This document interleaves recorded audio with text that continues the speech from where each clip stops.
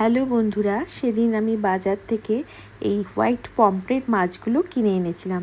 মাছগুলো আনার পর মাছগুলো ধুয়ে পরিষ্কার করে তারপর মাছগুলোর গায়ে হলুদ গুঁড়ো, শুকনো লঙ্কা গুঁড়ো, গরম মশলা গুঁড়ো, চাট মশলা, লবণ আর পাতিলেবুর রস ভালো করে মাছগুলোর গায়ে মাখিয়ে নিয়েছিলাম। আর মাছগুলোর ভেতরে যাতে মশলাগুলো ঢোকে তাই মাছগুলো বরাবর আড়াআড়িভাবে দুদিক দিয়ে কেটে নিয়েছিলাম। তারপর তার উপর দিয়ে সর্ষের তেল দিয়ে দিয়েছিলাম। ভালো করে সর্ষের তেলটা মাছের গায়ে মেখে মাছগুলোকে এই ম্যারিনেট অবস্থায় 3 থেকে 4 ঘন্টা ফ্রিজের মধ্যে রেখে দিয়েছিলাম। 3 থেকে 4 ঘন্টা পর ফ্রিজ থেকে বার করে মাছগুলোকে একটা ফ্রাইং প্যানে সর্ষের তেল গরম করে মাছগুলোকে তার মধ্যে ভেজেছি।